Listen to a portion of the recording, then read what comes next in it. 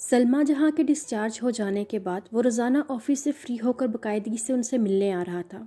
जमल आजकल ऑफिस जाने से गुरेज कर रही थी। शहबाज ने भी उससे उसकी गैर हाजिरी की बाबत कुछ दरियाफ्त नहीं किया था।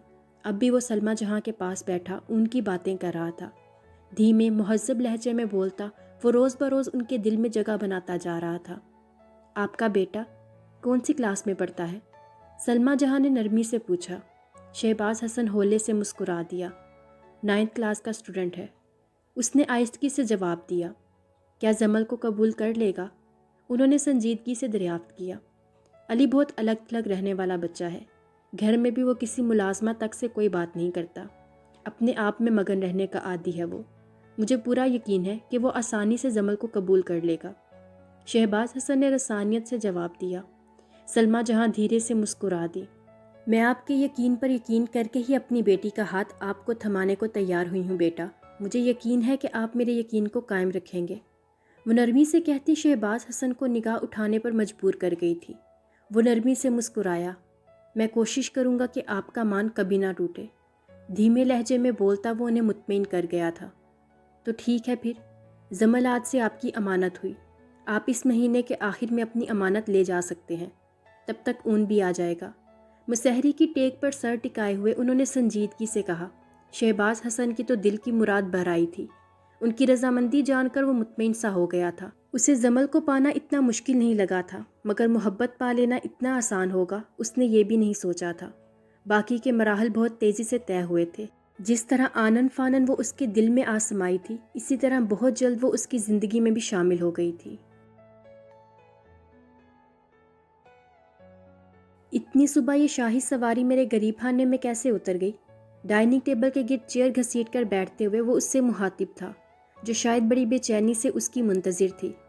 जब तुम्हारे जैसा गरीब बंदा नखरे करता है, मुझसे मिलने के वादे करके एन टाइम पर वादा खिलाफी कर जाता है, तो फिर ऐसे में मुझ जैसी दिल की मरीज़ को क्या करना चाहिए? दिल तुम्हारा मरीज़ है अली अब्बासी। क्या करूं कि मैं बरसों से तुम्हारी मोहब्बत की प्यासी हूं और तुम हो के दरिया लिए फिरते हो और मुझे बूंद बूंद तरसाते हो। गरीब तो मैं हो चुकी हूँ, इसीलिए तो वक्त बे वक्त बेखारियों की तरह तुम्हारे दर पर चली आती हूँ। वो भीगे लहजे में कह रही थी। बातों का हुनर बाखूबी जानती थी वो। जरहान ने निगाह चुरा ली।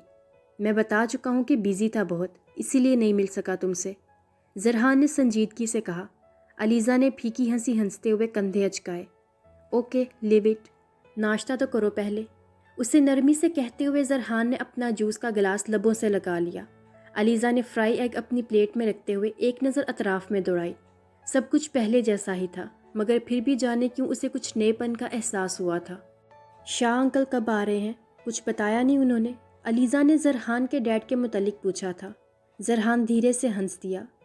तुम्हारी बात नहीं हुई उनसे? पूछते हुए जरहान के लबों पर मुस्कुराहट दर आई थी। हुई थी, बिफोर अ मंथ, कहते हुए वो हंसी थी। मसरूफ़ बंदे हैं भाई, हमें कहाँ लिफ्ट करवाते हैं। अलीज़ा ने मजाकन शिकवा किया। वैसे मुझसे भी कम ही बात होती है उनकी। जरहान ने जैसे उनकी तरफ से सफाई दी थी। अलीज़ा धीरे से मुस्कुराई थी। दफातन मग में चाय उंडेलते उसके हाथ एक पल को साकित हुए थे। निगाह सामने सीढ़ियों से उतरती उस अप्सरा पर जम सी गई थी, जो सहज सहज कर चलती बड़े इस्तेहकाक से ज़मीन पर कदम रख रही थी। उसकी निगाहों के इर्तकाज़ पर जरहान ने पलट कर देखा था। करीब आती मुहर्रम को देखकर जरहान एक पल को मुतफक्किर हुआ था, फिर अगले ही पल उसने खुद को कंपोज कर लिया था। पास ही हाथ बांधे खड़ा दाद बख्श भी इस सिचुएशन पर कुछ परेशान सा हो गया था। अलीज़ा के सामने रखा चाय का मग भर चुका था। मुलाजमा ने आगे बढ़कर उसके हाथ से फ्लास्क ले लिया। वो चौंक उठी। अस्सलाम वालेकुम। मुहर्रम ने करीब आकर अपनी मुतरन्नम आवाज़ में सलाम किया। अलीज़े के इर्द गिर्द खतरे की घंटियाँ सी बजने लगी। आई एम सॉरी खान, लेकिन मुझे भूख लग रही है और मुझे आपके बगैर नाश्ता नहीं करना, इसलिए मैं आपके पास आ गई हूँ। वो अलीज़ा को नज़रअंदाज किए अब बड़े इस्तेहकाक से जरहान से मुखातिब थी। उसे टॉप और जीन्स में मलबूस अलीज़ा एक आंख नहीं भाई थी। कौन है ये? अलीज़ा ने सर्द लहजे में जरहान को मुखातिब किया।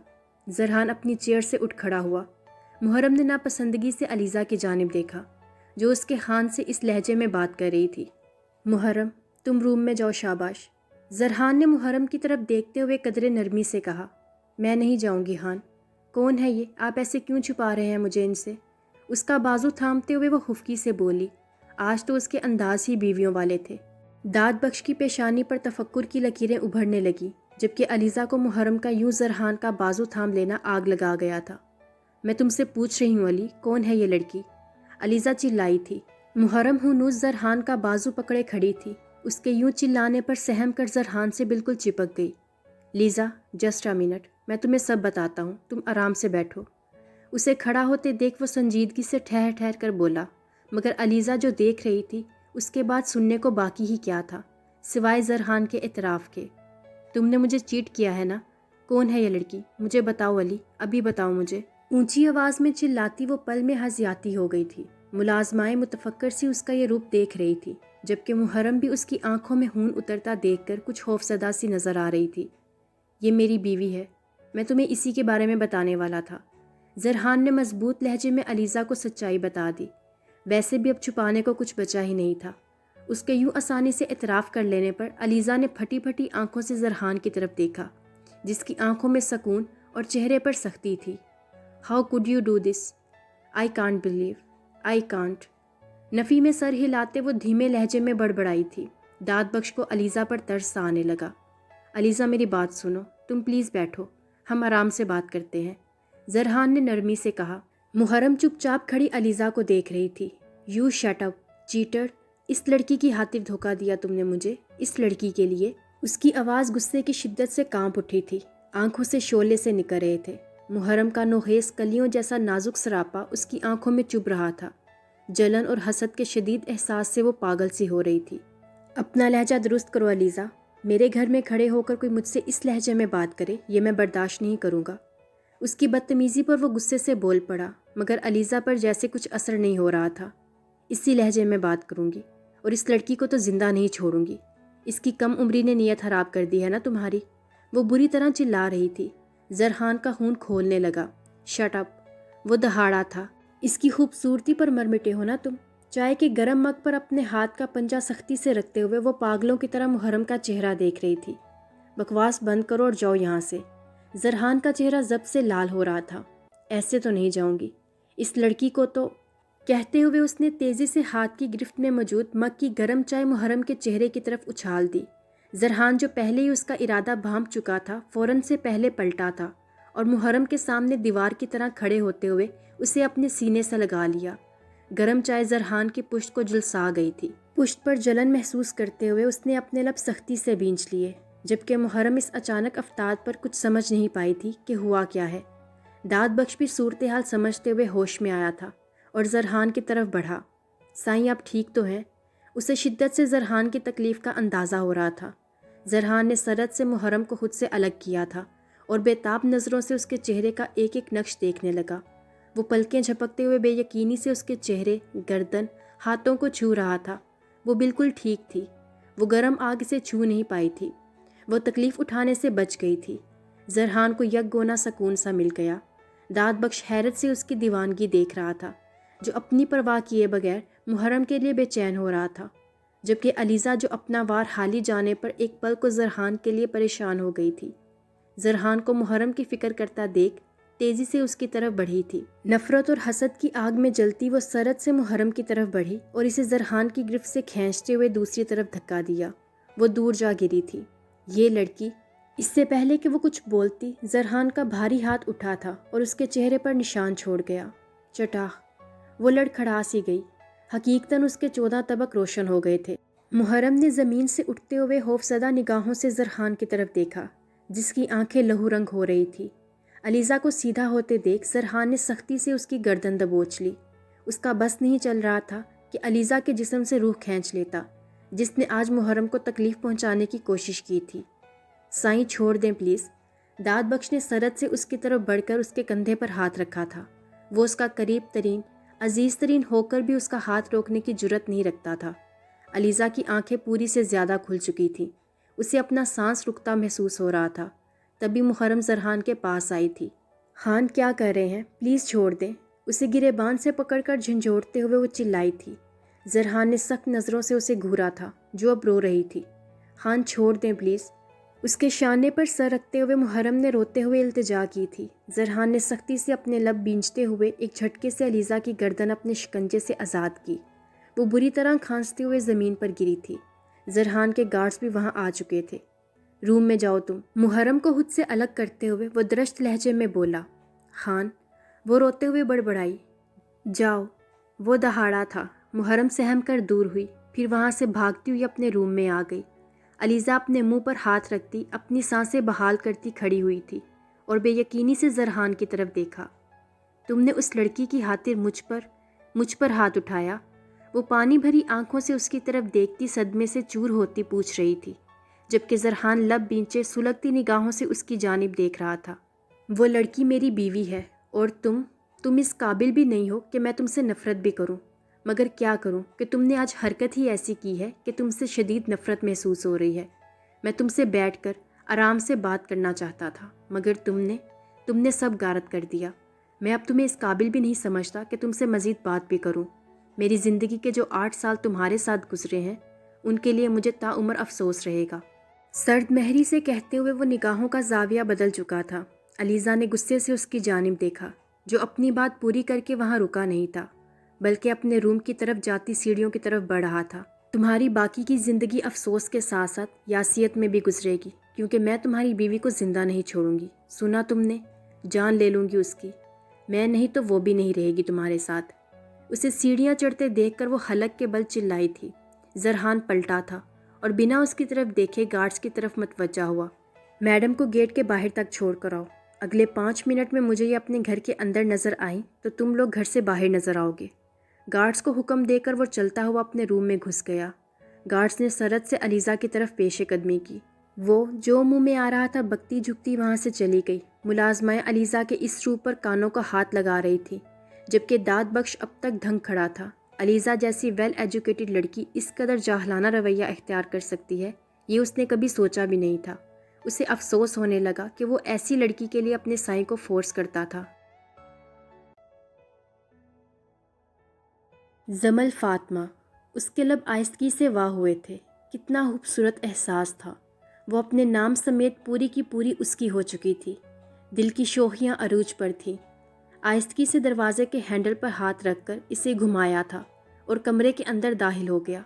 واپس مڑ کر دروازہ لاک کر دیا اور پلٹ کر آگے بڑھا تھا۔ کمرے میں اٹھتی تازہ گلابوں کی مہک اس کے روم روم میں سرایت کرتی اسے سرشار کر رہی تھی۔ شہباز حسن نے ایک بھرپور نگاہ بیڈ پر لیٹنے کے سے انداز میں بیٹھے اس کے وجود پر ڈالی۔ وہ شاید اس کا انتظار کرتے کرتے سو گئی تھی۔ شہباز حسن کے لب خوبصورتی سے مسکرائے۔ وہ دھیرے سے چلتا ہوا بیڈ پر جا کر اس کے قریب بیٹھ گیا۔ سبز آنکھوں پر پلکوں کی جھالریں گرائے وہ اس کے جذبات میں تلاطم بھرپا کر رہی تھی۔ چھوٹی سی ناک میں پہنی نتھ کے موتی اس کے لبوں کو چوم رہے تھے۔ شاہ کا دل مچلنے لگا۔ وہ بے اختیار ہو کر ان لبوں پر جھکا تھا۔ تبھی زمل کسمسائی تھی۔ بہت پر بند باندھتا اس سے دور ہو گیا۔ زمل آنکھیں وا کرتے ہوئے سیدھی ہو کر بیٹھی۔ اسے اپنے اتنے قریب دیکھ کر بے اختیار دل کی دھڑکنیں تیز ہوئی تھی۔ رخساروں پر حیا کی لالیاں اترنے لگی۔ آئی ایم سوری، وہ میری آنکھ لگ گئی تھی، زمل نے شرمندگی سے کہا۔ شاہ کے ہونٹوں کی مسکراہٹ گہری ہو گئی۔ اٹس اوکے، آپ ریلیکس رہیں۔ اتنی سی بات کے لیے آپ کو سوری کہنے کی ضرورت نہیں ہے۔ اسے شرمندہ ہوتا دیکھ شہباز حسن نے نرمی سے کہا تھا۔ زمل کے دل کو کچھ سکون ملا۔ میں یہ ڈریس چینج کر لوں؟ اپنی بے ترتیب ہوتی دھڑکنوں کو سنبھالتے ہوئے وہ نگاہ جھکا کر بولی۔ ابھی تو میں نے آپ کو آنکھ بھر کر دیکھا بھی نہیں زمل، ایسا ظلم تو مت کریں۔ کہتے ہوئے اس نے نرمی سے اس کی ناک کو نتھ کے بوجھ سے آزاد کر دیا۔ زمل کے لب کپ کپانے لگے، پلکوں پر حیا اترنے لگی۔ شہباز نے اس کا لرزتا ہاتھ اپنے مضبوط ہاتھ میں لے لیا۔ مجھے لگ رہا ہے کہ جیسے آپ کو پا کر میں بہت امیر ہو گیا ہوں، جیسے خدا نے مجھے دنیا کی سب سے قیمتی انمول شے سے نواز دیا ہو۔ محبت سے کہتے ہوئے شاہ نے اس کا خوبصورت نازک ہاتھ اپنے ہونٹوں سے لگا لیا۔ اس کے گلے سے جڑاؤ سیٹ اتار کر شہباز نے گولڈ کی موٹی چین پہنائی تھی جس میں بلیک ڈائمنڈ چمک رہا تھا۔ میری آنکھوں میں ہر رات اترنے والا حسین خواب ہیں آپ، اس کے کانوں سے جھمکے اتارتا وہ بوجھل لہجے میں کہہ رہا تھا۔ اپنے رخساروں پر اس کی گرم سانسیں محسوس کرتی وہ آنکھیں میچ گئی تھی۔ حسن پلیز، اس کی بے تابیاں ورفتگیاں برداشت کرنا جب مشکل ہونے لگا تو زمل کے لب پھڑ پھڑائے تھے۔ میں آپ کو محسوس کرنا چاہتا ہوں زمل، مجھے یقین کر لینے دیں کہ میرا خواب حقیقت کا روپ دھار چکا ہے۔ آپ میری ہیں، میرے پاس، میرے قریب ہیں۔ اس کی آواز میں خمار اتر رہا تھا، محبت بول رہی تھی۔ شہباز حسن نے اسے نرمی سے اپنی باہوں میں سمیٹ لیا۔ مجھے 7 رنگوں میں رنگ ڈالا، تیرا عشق بڑا رنگ ساز پیا، تجھے اوڑھ کے میں پوری ہوں، نہیں کرنا ہار سنگھار پیا۔ اگلی صبح بڑی روشن اور چمکیلی تھی۔ جمل نے کھڑکی سے پردے ہٹائے تھے۔ وہ ہنوز گہری نیند میں سو رہا تھا۔ سوتے میں لبوں پر بڑی خوبصورت مسکراہٹ تھی۔ جمل کے لب اسے دیکھتے ہوئے مسکرائے تھے۔ آنکھوں میں شہباز حسن کو پا لینے کی بڑی خوبصورت چمک تھی۔ وہ دھیمی چال چلتی ہوئی اس کے قریب آئی تھی۔ بیڈ پر بیٹھتے ہوئے جمل نے نرمی سے اس کی پیشانی پر بکھرے اس کے بال سمیٹے تھے۔ شاہ کے لبوں کی مسکراہٹ گہری ہوئی تھی۔ جمل نے آنکھیں سکیڑ کر اس کی مسکراہٹ دیکھی۔ حسن، اس نے شاہ کو ہولے سے پکارا تھا۔ شہباز نے جھٹ اپنی آنکھیں کھول دی۔ جمل نے حیرت سے اس کی سیاہ آنکھوں میں جھانکا جن میں نیند کا شائبہ تک نہ تھا۔ آپ جاگ رہے ہیں؟ جمل نے کچھ حیرانگی سے پوچھا۔ آپ میرے پاس، میرے کمرے میں ہوں اور میں سوتا رہوں، یہ ممکن ہے کیا؟ اسے کلائی سے کھینچ کر خود پر گراتے ہوئے وہ مسکراتے ہوئے پوچھ رہا تھا۔ جمل کے گیلے بالوں کی مہک محسوس کرتا وہ پھر سے بے خود ہونے لگا۔ جمل فوراً اس سے دور ہوئی تھی۔ مجھے بھوک لگ رہی ہے، اٹھ جائیں اب پلیز۔ لبوں پر امڑتی شرمگی مسکراہٹ کو روکتے ہوئے وہ جلدی سے بولی۔ اٹھ چکا ہوں یار، اٹھ چکا ہوں یار، آپ ذرا قریب آئیں، بیٹھنے میں مدد کریں نا میری۔ انگڑائی لیتے ہوئے وہ اسے چھیڑ رہا تھا۔ اللہ آپ کو سلامت رکھے، خود بیٹھ جائیں، بلکہ کھڑے ہو کر فریش ہونے بھی چلے جائیں، امی ناشتہ لے کر آتی ہی ہوں گی، اٹھیں جلدی۔ آئینے کے سامنے کھڑی وہ کانوں میں ٹاپس پہنتے ہوئے کہہ رہی تھی۔ اللہ تو سلامت رکھے گا، مگر آپ کی یہ ادائیں لے ڈوبیں گی مجھے۔ کہتے ہوئے وہ بیڈ سے اترا تھا۔ جمل نے بمشکل اپنی ہنسی دبائی تھی۔ اسے قریب آتا دیکھ وہ 2 قدم دور ہوئی تھی، مگر شہباز نے سرعت سے اس کی کمر میں بازو مائل کر کے اسے قریب کر لیا تھا۔ آئی لو یو جمل فاطمہ، لو یو الاٹ، محبت سے کہتے ہوئے شاہ نے اس کی بے داغ پیشانی چوم لی۔ جمل نے شرما کر اس کے شانے پر سر ٹکا دیا۔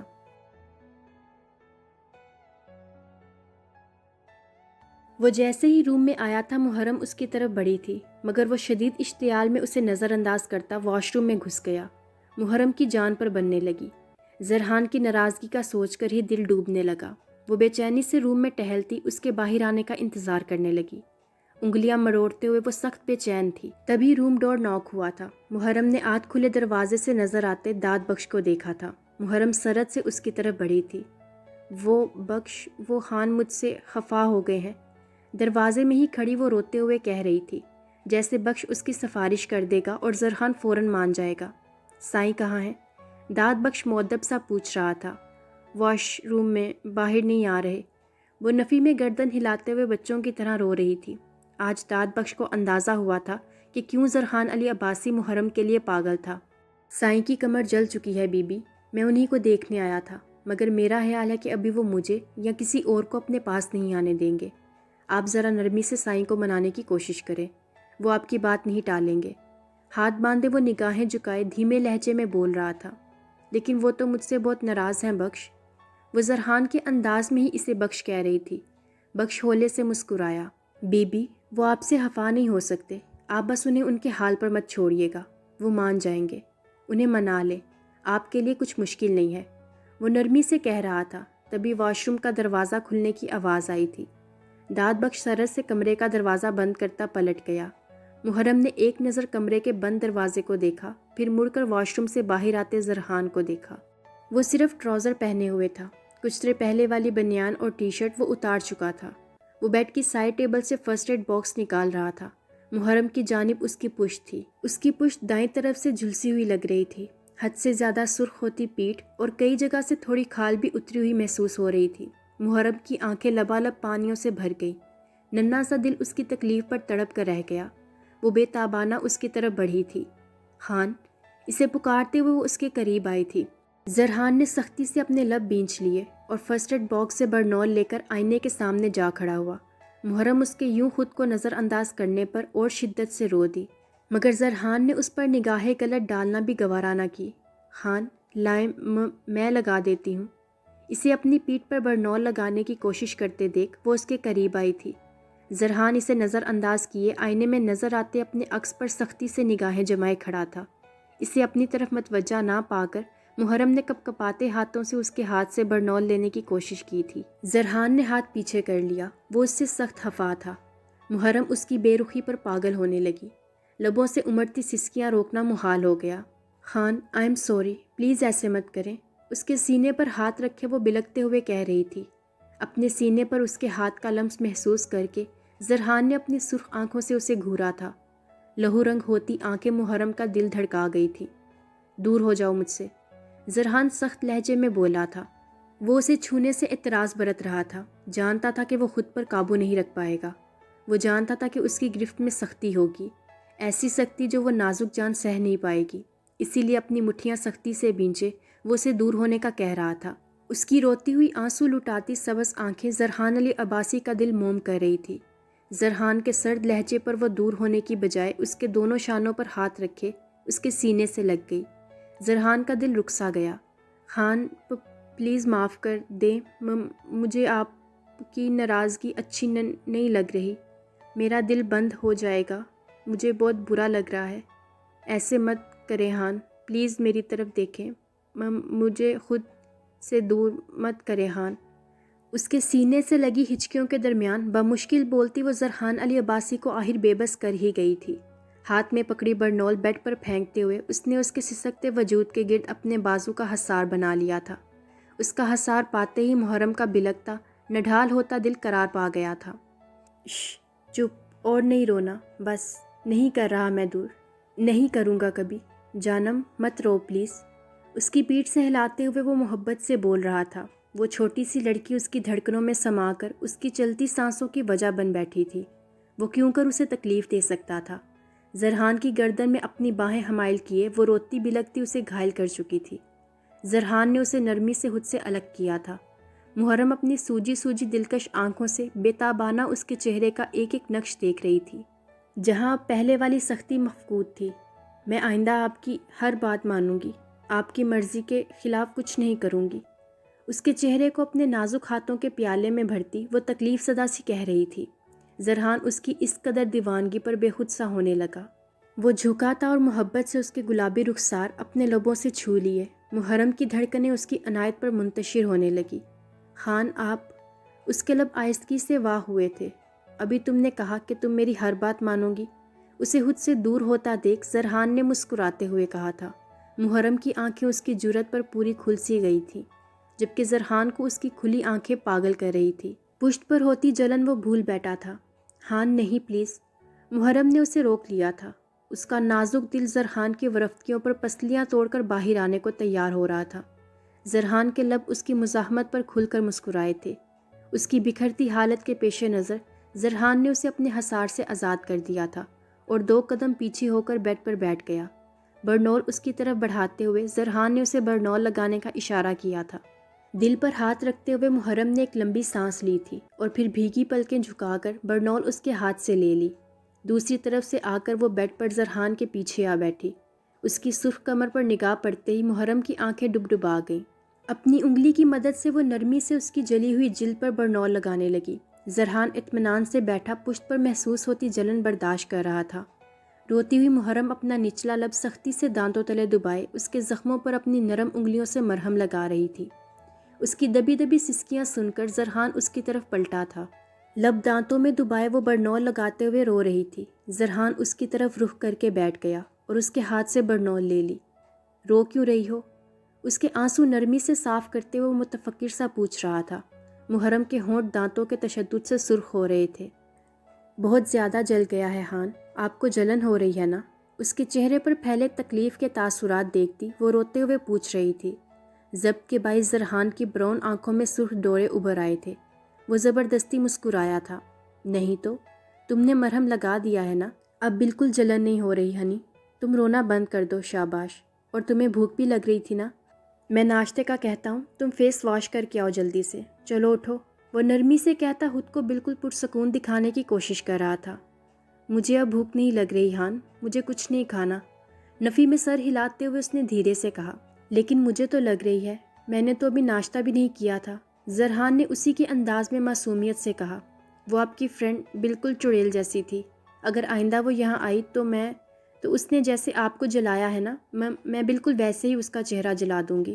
وہ غصے اور ناپسندگی کے ملے جلے تاثرات سے زرحان کو اپنے ارادے بتا رہی تھی۔ وہ اب یہاں کبھی نہیں آئے گی، کیونکہ میں اسے کبھی تم تک آنے ہی نہیں دوں گا۔ اس کی ناک دباتے ہوئے وہ کچھ سوچتے ہوئے بولا۔ علیزہ کی دھمکیاں اس کے کانوں میں گونج رہی تھی۔ زرحان نے سرد مہری سے اپنا سر جھٹکا، پھر انٹرکام پر ملازمہ کو ناشتہ لانے کا کہنے لگا۔ محرم اپنے دل میں علیزہ جعفری سے شدید نفرت محسوس کر رہی تھی، جس نے اس کے خان کو تکلیف پہنچائی تھی۔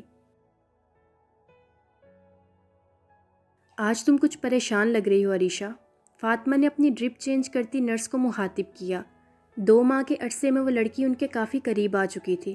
اس کی اداس آنکھوں میں انہیں اپنا ماضی یاد آتا تھا۔ ان کے تجزیے پر وہ پھیکی ہنسی ہنستی۔ آنٹی، پریشانیاں تو زندگی کا حصہ ہیں، آتی جاتی رہتی ہیں، اتنی فکر والی بات نہیں ہے۔ دھیمے لہجے میں بولتی وہ اپنا درد چھپانے کی کوشش کر رہی تھی۔ تمہارا بھائی تم سے کبھی ملنے نہیں آیا؟ فاطمہ نے تعصب سے پوچھا۔ وہ انہیں بتا چکی تھی کہ ماں باپ کی وفات کے بعد بڑے بھائی نے اسے پڑھایا تھا، اور پھر ایک دن اپنی بیوی کے کہنے میں آ کر اسے بدکار سمجھ کر گھر سے ہی نکال دیا۔ یہ عریشہ کی خوش قسمتی تھی کہ بھائی کے بدلنے سے چند ماہ پہلے اسے نرس کی جاب مل گئی تھی، اور پھر بھائی کے دودکار دینے کے بعد وہ ہاسپٹل کے قریب ہی ہاسٹل میں شفٹ ہو گئی تھی۔ اس کا لمبا قد اور بڑی سیاہ شفاف آنکھیں دیکھنے والے کو اپنی طرف متوجہ کرتی تھی۔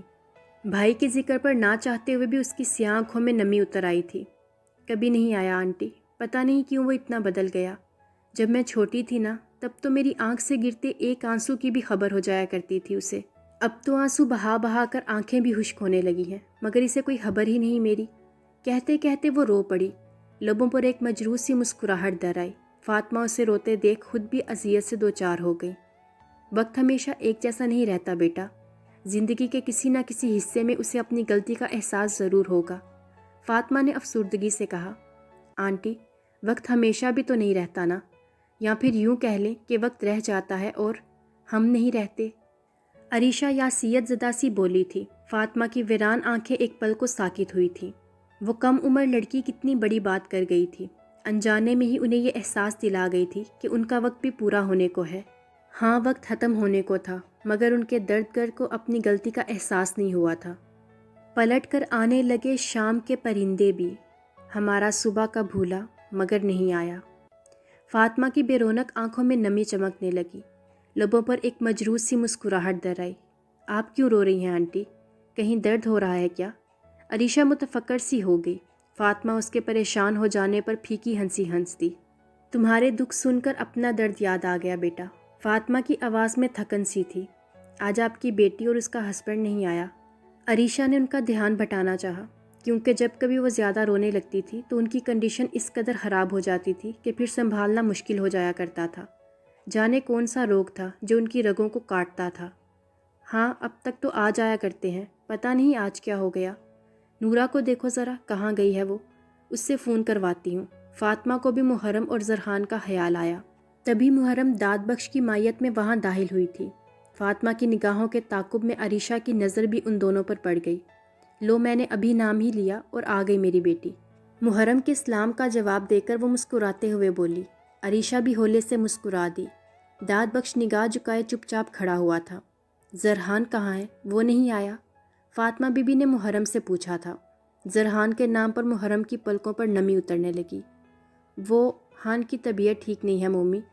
بھیگتی پلکیں اٹھا کر محرم نے دھیمی آواز میں کہا۔ داد بخش کا دل کیا اپنا سر پیٹ لے۔ اس نے بنا کچھ رد و بدل کیے فاطمہ بی بی کو اصل وجہ بتا دی تھی۔ فاطمہ کے چہرے پر پریشانی در آئی۔ کیا ہوا اسے؟ وہ تفکر سے کہتے ہوئے سیدھی ہو بیٹھی۔ کچھ خاص نہیں، آپ پریشان مت ہو بی بی، وہ دراصل خان کو سردی لگ گئی ہے، بخار ہے بس ہلکا سا، میڈیسن لے کر سو رہے تھے وہ، تو محرم بی بی نے انہیں جگایا نہیں، ورنہ وہ ضرور آتے۔ محرم کے کچھ بولنے سے پہلے ہی داد بخش بول پڑا۔ عریشہ نے بغور اس کا مؤدب انداز دیکھا، پھر بخش سے نظر ملنے پر نگاہ چرا گئی۔ اسے بخار ہے تو تم یہاں کیا کر رہی ہو محرم؟ انہوں نے خفگی سے محرم کو مخاطب کیا۔ وہ گڑبڑا گئی۔ اب بھلا انہیں کیا بتاتی کہ وہ زرحان کے پاس ہی رکنا چاہتی تھی، مگر اس نے زبردستی اسے فاطمہ سے ملنے کو بھیج دیا تھا۔ ہان، میں آپ کو ایسے چھوڑ کر نہیں جاؤں گی۔ زرحان کی ضد پر اس نے بھی ضدی انداز اپنایا تھا۔ کیوں، مجھے ایسے کیا ہے؟ اور میں ایسے شرٹ کے بغیر تمہارے ساتھ جا بھی نہیں سکتا، ورنہ تمہیں اکیلے نہیں جانے دیتا، زرحان نے سنجیدگی سے کہا۔ مگر ہان، میرا دل نہیں لگے گا مومی کے پاس. آپ کو اگر درد ہوا تو مجھے کم از کم آپ کے پاس تو ہونا چاہیے نا. وہ ذمہ دار بیویوں کی سی باتیں کر رہی تھی. زرحان کے لبوں پر مسکراہٹ در آئی. جلے کا درد نہیں ہوتا ہنی، صرف جلن ہوتی ہے، اور تم نے جادوئی برنو لگا دی ہے نا، تو جلن بھی غائب ہو گئی ہے. تو اب مزید دیر مت کرو. شاباش. داد نیچے ویٹ کر رہا ہے، اس کے ساتھ فاطمہ موم سے مل لاؤ. میں خود بھی جانا چاہتا ہوں، مگر ابھی فی الحال شرٹ کا بوجھ برداشت کرنا مشکل ہے ہنی. کہتے ہوئے وہ آخر میں ہنس پڑا. محرم نے خفکی سے اس کی جانب دیکھا. یار جانم، یوں مت دیکھو ورنہ میں تمہیں جانے نہیں دوں گا. اس کے بالوں کی لٹ کھینچتے ہوئے وہ غیر سنجیدگی سے بولا. ہاں تو روک لینا، ہاسپٹل جا کر بھی مومی سے ڈانٹ ہی پڑنی ہے. محرم کو فکر کھائے جا رہی تھی. تم میری فکر میں جانا نہیں چاہتی یا فاطمہ موم کی ڈانٹ سے بچنے کے لیے رکنا چاہ رہی ہو؟ زرحان نے اپنی مسکراہٹ دباتے ہوئے پوچھا. ان دونوں وجوہات کی ہی وجہ سے، محرم نے زبان دانتوں سے باہر نکالتے ہوئے کہا. زرحان نے دلچسپی سے اس کا یہ بچکانہ انداز دیکھا. زرحان کا دل کیا اسے اپنے پاس اپنی نظروں کے سامنے ہی رکھے، مگر پھر فاطمہ کا خیال آتے ہی اس نے اپنے دل پر پہرے بٹھائے تھے. نو مور ڈسکشن، چلو بھاگو اب، فاطمہ موم ویٹ کر رہی ہوں گی. کہتے ہوئے زرحان نے اسے باقاعدہ ہاتھ سے پکڑ کر کمرے سے باہر نکال دیا. محرم نے ناراضگی سے اس کی جانب دیکھا، پھر رخ موڑ کر سیڑھیاں اتر کر نیچے چلی آئی. پھر سارے راستے اس کا موڈ آف رہا تھا، مگر ہاسپٹل کے پارکنگ ایریا میں گاڑی رکتے ہی فاطمہ سے ملنے کی خوشی جاگ اٹھی تھی. مگر اب وہ حسب توقع اسے ڈانٹ رہی تھی. محرم نے انگلیاں مڑوڑتے ہوئے ان سے نگاہ چرائی. تو آپ سے ملنے نہ آتی کیا؟ محرم نے خفکی سے پوچھا. زرحان کو بخار میں چھوڑ کر تمہیں نہیں آنا چاہیے تھا محرم، انہوں نے دھیمے پرشکوہ انداز میں کہا. بی بی وہ سائی نہیں بھیجا ہے محرم بی بی کو، وہ آپ کی طرف سے متفکر تھے. محرم بی بی کا کوئی قصور نہیں ہے. داد بخش نے محرم کی طرف سے صفائی دی. محرم نے تشکر امیز نگاہوں سے اس کی جانب دیکھا. وہ ہولے سے سر کو ہم دیتے ہوئے مسکرایا. عریشہ کی نگاہیں ایک پل کو ساکت ہوئی تھی. سینے میں دھڑکتے دل نے شور مچایا تھا. زرحان کی میرے لیے فکر اپنی جگہ داد بخش، مگر اس کی فکر کرنا محرم کا فرض ہے، اور میں نہیں چاہتی کہ یہ کبھی اپنے فرض کی ادائیگی میں کوئی کوتاہی کرے، فاطمہ نے سنجیدگی سے کہا. محرم نے شرمندگی سے سر جھکا لیا. اب تو وہ آ گئی ہیں نا آنٹی، اور آپ انہیں یاد بھی کر رہی تھی، تو بس اب آپ دونوں تھوڑا ٹائم ساتھ سپینڈ کر لیں. کوئی بات نہیں، ہو جاتا ہے ایسا. محرم کی خفت دور کرنے کو عریشہ مسکراتے ہوئے بولی تھی. فاطمہ نرمی سے مسکرا دی. اگر اب رو گی تو اور ڈانٹوں گی. اس کی نم ہوتی آنکھیں دیکھتے ہوئے فاطمہ غیر سنجیدگی سے بولی. محرم نے منہ بسورا. ہاں پہلے ہی کم ڈانٹا ہے نا آپ نے، جو اب مزید ڈانٹنے کا ارادہ رکھتی ہیں آپ. محرم خفکی سے بولی. فاطمہ کے لبوں پر مسکراہٹ بکھر گئی. اب یہ بچپنا چھوڑ دو، میرے سامنے ہی بڑی ہو جاؤ میری چندہ. اس کی ٹھوڑی چھوتے ہوئے وہ نرمی سے بولی. کیوں آپ کہاں جا رہی ہیں؟ کہتے ہوئے محرم نے ہراساں نظروں سے ان کی جانب دیکھا. فاطمہ کا دل ڈوب کر ابھرا تھا. کہنے کو تو وہ روانگی میں کہہ گئی تھی، مگر کتنا اذیت ناک احساس تھا کہ وہ اس بات سے واقف تھی کہ انہیں بہت جلد مر ہی جانا ہے. زبردستی مسکراتے ہوئے انہوں نے بمشکل بات بدلی تھی. عریشہ اور داد بخش ان کی چند روزہ زندگی کی بابت سوچ کر اداس ہو گئے تھے، جبکہ محرم اپنی بے خبری میں مست اب ان سے ہنس ہنس کر باتیں کر رہی تھی. آفس میں اب دل نہیں لگتا میرا، اس کے بالوں کی لٹ کھینچتا وہ غیر سنجیدگی سے کہہ رہا تھا. زمل نے اس کی بات پر رخ موڑتے ہوئے اپنی ہنسی دبائی. لیں جی، آپ ہنس رہی ہیں. آئی ایم سیریس زمل، میری اکاؤنٹنٹ کے بغیر مجھے اپنا آفس خالی خالی لگتا ہے. اس کی ٹھوڑی کا رخ اپنی طرف کرتے ہوئے وہ آنکھ دبا کر بولا. کیوں، نیو اکاؤنٹنٹ کا ارینج نہیں ہوا کیا ابھی تک؟ زمل نے مسکراتے ہوئے پوچھا. شہباز حسن کے ہونٹوں کی مسکراہٹ گہری ہو گئی. میں نے میری اکاؤنٹنٹ کی بات کی ہے، وہ نیو والی میری تھوڑی ہے، وہ تو کمپنی کے اکاؤنٹنٹ ہے. شہباز نے بات کو گھمایا تھا. زمل کھلکھلائی. آپ کی اکاؤنٹنٹ ہمیشہ کے لیے آپ کی ہو چکی ہے، سو آفس میں دل لگانے کی بجائے گھر پر دل لگایا کریں، آفس میں صرف دماغ استعمال کیا کریں. زمل نے اپنی ہنسی دباتے ہوئے کہا. بہت باتیں آ رہی ہیں آپ کو. اسے اپنی طرف کھینچ کر سینے سے لگاتے ہوئے وہ شریر ہو رہا تھا. زمل کے ہونٹوں پر شرمگی مسکراہٹ پھیل گئی. آپ کی محبت کا اعجاز ہے، زمل نے ہولے سے کہا. شہباز حسن سرشار سا ہو گیا. اور آپ اپنی محبت کا اعجاز کب بخش رہی ہیں مجھے؟ اسے کندھوں سے پکڑ کر اپنے سامنے کرتے ہوئے وہ محبت سے پوچھ رہا تھا. زمل نے اپنی پلکیں جھکا لی. میں آج آپ کے ساتھ آپ کے پاس ہوں، اس سے بڑھ کر میری محبت کا اور کیا ثبوت ہوگا؟ کہتے ہوئے زمل نے نگاہ اٹھائی تھی اور اس کی جانب دیکھا، جو آنکھوں میں شوق کا ایک جہان آباد کیے اسے ہی دیکھ رہا تھا۔ اس کی نظروں کے والہانہ پن سے گھبرا کر زمل اس سے دور ہوئی۔ صبح ہی صبح مجھے آپ کی نیت خراب ہوتی محسوس ہو رہی ہے، شرافت سے آفس جائیں آپ، چلیں شاباش۔ زمل نے اپنی ہنسی کا گلا گھونٹتے ہوئے کہا۔ شاہ کے چہرے پر لاچاری تھی، جیسے کہہ رہا ہو میری نیت خرابی کو آپ جو درست کرنے کو بیٹھی ہیں، بہت ظالم ہے آپ فاطمہ۔ شاہ نے مصنوعی تعصب سے سر ہلاتے ہوئے کہا۔ وہ اسے انگوٹھا دکھاتے باہر کو بھاگی۔ اچھا رکیں تو صحیح، اپنے نام کی ہسٹری تو بتاتی جائیں۔ اسے روکنے کو وہ بولا تھا، زمل مسکراتے ہوئے پلٹی۔ کتنی بار سنیں گے؟ زمل کا لہجہ مسکاتا ہوا تھا۔ جتنی بار آپ سنا دیں، مجھے آپ کا نام پیارا ہی اتنا لگتا ہے کہ دل کرتا ہے کہ بار بار آپ کے نام کی ہسٹری سنوں۔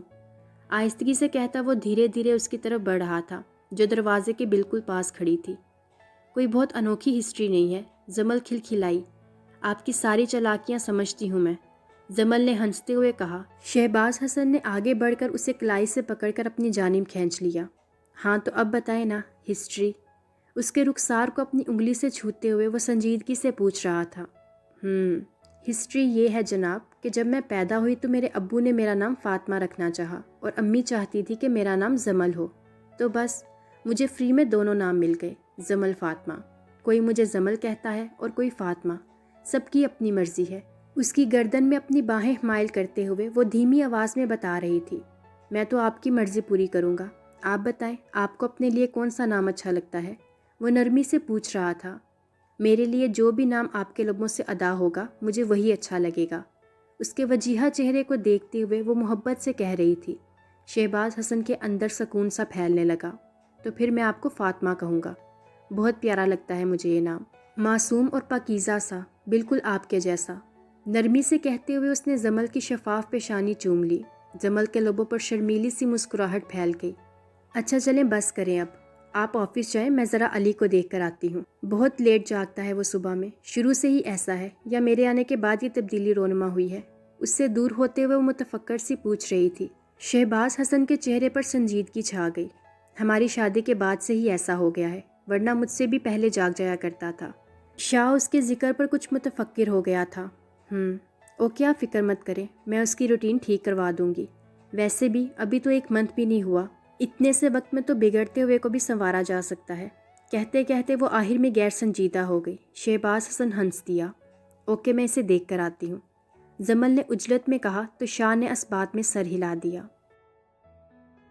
یہ تھی میرا سکون ہو تم کی 10th ایپیسوڈ پسند آنے پر اس کو زیادہ سے زیادہ فیس بک اور واٹس ایپ کے گروپس میں اپنے فرینڈس کے ساتھ شیئر کریں، اور اگر آپ نے ابھی تک اس چینل کو سبسکرائب نہیں کیا ہوا تو اس کو جلدی سے سبسکرائب کر لیں اور ساتھ میں موجود بیل آئیکن کو ضرور پریس کریں تاکہ آنے والی ہر ایپیسوڈ آپ کو ایزیلی مل سکے۔